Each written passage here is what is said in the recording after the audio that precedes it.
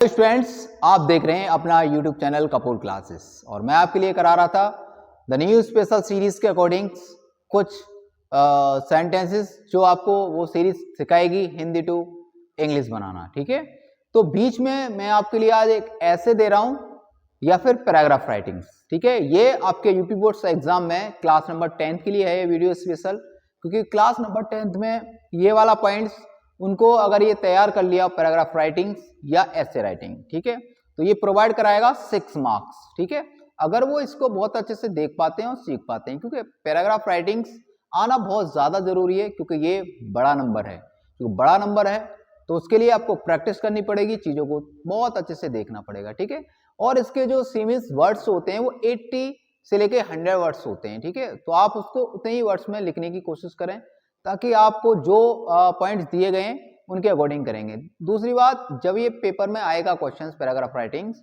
तो वहां पर एक आपको हिंट्स मिलेंगी, मतलब कुछ हेडिंग्स मिलेंगी। उस हेडिंग्स के पर्पज से ही आपको उस हेडिंग्स के विषय में आपको लिखना पड़ेगा। ठीक है स्टूडेंट्स, तो आप चीजों को समझने की कोशिश करें और चीजों को देखने की कोशिश करें। आज मैं आपको एक ऐसे करवाऊंगा या एक पैराग्राफ राइटिंग्स करवाऊंगा जो बहुत ही ज्यादा मोस्ट इंपॉर्टेंट है क्लास नंबर 10 के लिए। ठीक है स्टूडेंट्स, तो आइए चलते हैं बिना देरी करते हुए टॉपिक की तरफ और मैं आपको बारी बारी से प्रत्येक चीज को करके बताता हूं। ठीक है, मैंने छोटा सा मैटर लिया है और मैटर जो लिया है मैंने 80 से लेकर 100 वर्ड्स में ये कंप्लीट हो रखा है और ये आपको यूपी बोर्ड्स एग्जाम में 6 मार्क्स प्रोवाइड करवाएगा। ठीक है, और ये पेपर में किस प्रकार आएगा, ये हेडिंग्स आएगी आपके पेपर में, नंबर पे आ सकती है 23 या 22, 21, जहां भी नंबर पे आ जाएगा, लेकिन ये वाला हेडिंग्स लिखने के लिए आएगा। पेपर में लिखा हुआ मिलेगा आपको डिस्क्रिप्टिव पैराग्राफ राइटिंग, या लगा होगा या फिर लिखा होगा ऐसे राइटिंग। ठीक है, कोई भी कंफ्यूजन नहीं होना है, क्योंकि पैराग्राफ राइटिंग और ऐसे राइटिंग सेम पैटर्न है। पुराने समय में हम इसको ऐसे राइटिंग कहते थे, लेकिन अब मॉडल इंग्लिश हो गया तो अब इसको पैराग्राफ राइटिंग का नाम दिया जाता है। ठीक है, तो कोई भी कंफ्यूजन नहीं है, आप बस आपको करना है और समझना है। ठीक है, ये बात समझ में आ गई।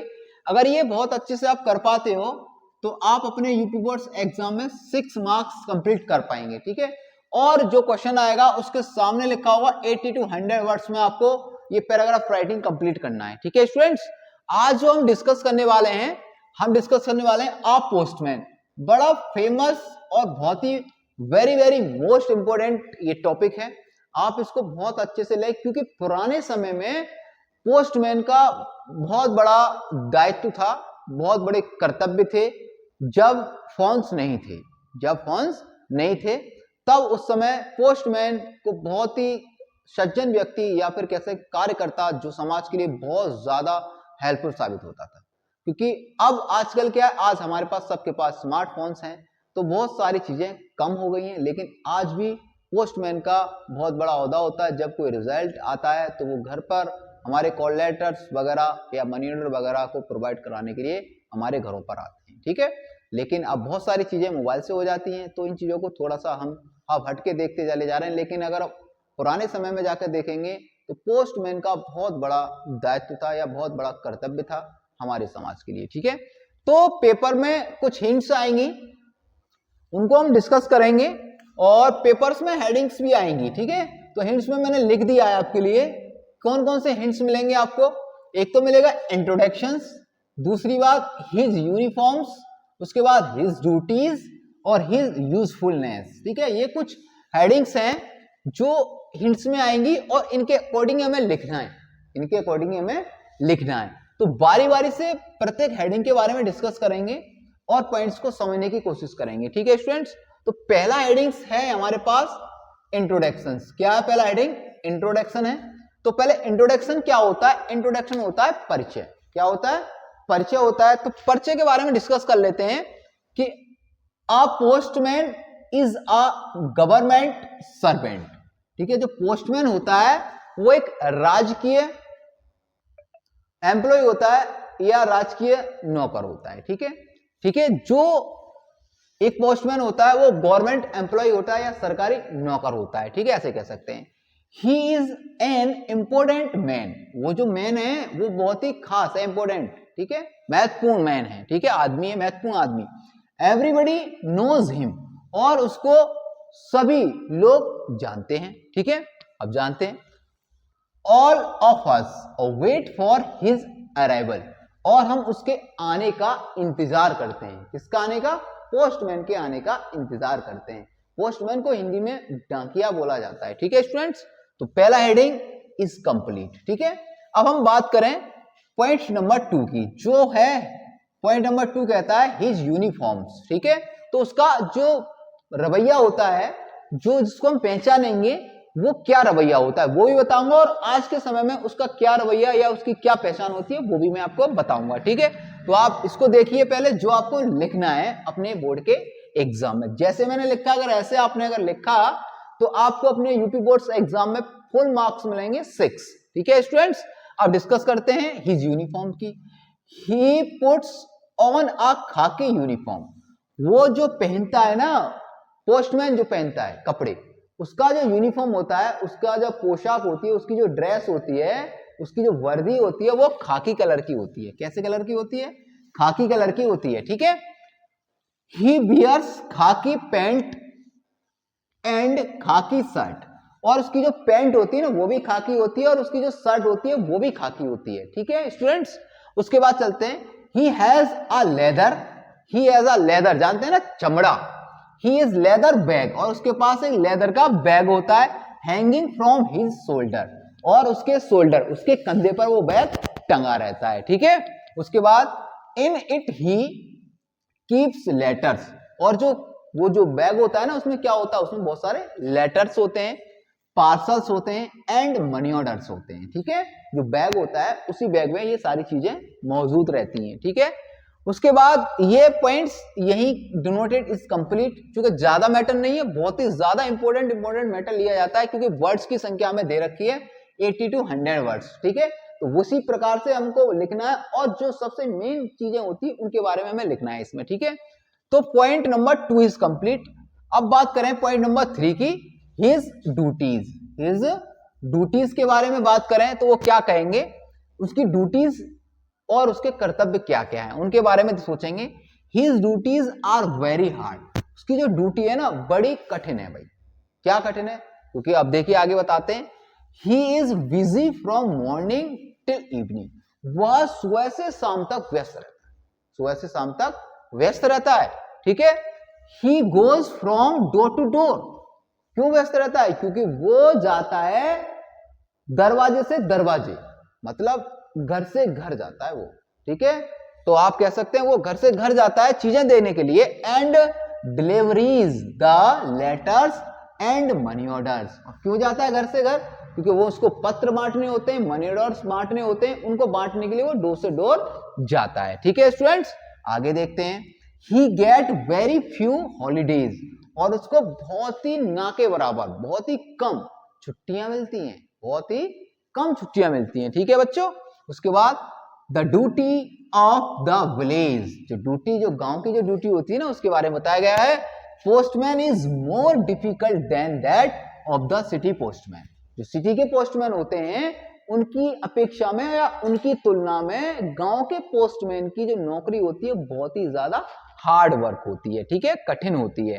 The village postman has to go to village on foot, अगर वो फुट मीन्स होता है पैदल, अगर वो विलेज वाले जो पोस्टमैन होते थे वो पैदल पैदल गांव में घर घर जाते थे, और आराम से उनको प्रोवाइड कराते थे लेटर्स। लेकिन कुछ समय बाद जो पोस्टमैन थे उनको साइकिल्स की व्यवस्था करवाई गई, साइकिल्स दी गई उनको, फिर वो साइकिल से जाते थे गांव गांव, और उनकी साइकिल में एक रिंग होती थी, मतलब घंटी होती थी, उस घंटी को बजाते हुए जाते थे, तो सब पहचान लेते थे कि पोस्टमैन आया है, क्योंकि उनका यूनिफॉर्म से उनको उनकी पहचान होती थी, और उनके जो लेदर्स बैग जो पड़ा रहता था शोल्डर में, उनसे उनकी पहचान कर ली जाती थी। ठीक है स्टूडेंट्स, उसके बाद he also bring letters to the post office from village letter box. आपने पोस्ट ऑफिस देखा होगा, उसमें एक ऐसा लेटर बॉक्स होता है जो रेड कलर का होता है, उसमें हम जितने भी लेटर्स लिखते हैं उस पोस्ट बॉक्स के अंदर डाल देते हैं, वहां पर पोस्टमैन जाता है, उनको निकालता है, और फिर उनको डिस्ट्रीब्यूट करने के लिए अपने बैग में रख लेता है। ठीक है, वो देखा होगा आपने। तो पॉइंट नंबर 3 इज कंप्लीट। ठीक है, हिज ड्यूटीज, उनके क्या क्या कर्तव्य थे, ठीक है, बता दिया मैंने आपको। उसके बाद आता है then last point, point number 4, his usefulness. अब ये होता क्या है हिज यूजफुलनेस, कि हिज यूजफुलनेस क्या है, इसका मीन्स क्या है कि क्या क्या जो पर्सन है उनको हम कैसे यूज करते हैं, ठीक है, उसके बारे में बताया गया। The work of a postman, जो पोस्टमैन का जो वर्क होता है, जो कार्य होता है, इज वेरी इंपॉर्टेंट, उसका जो कार्य होता है बहुत ही महत्वपूर्ण होता है स्टूडेंट, ठीक है। He does valuable service to all of us, और सबके लिए वैल्यू रखता है, ठीक है, मूल्य रखता है, ठीक है, अस हमें। फॉर बिजनेसमैन, जो बिजनेसमैन लोग होते हैं, जो व्यापारी लोग होते हैं, ही इज वेरी यूजफुल, और उनका बहुत अच्छे से यूज करते हैं, मतलब प्रयोग करते हैं।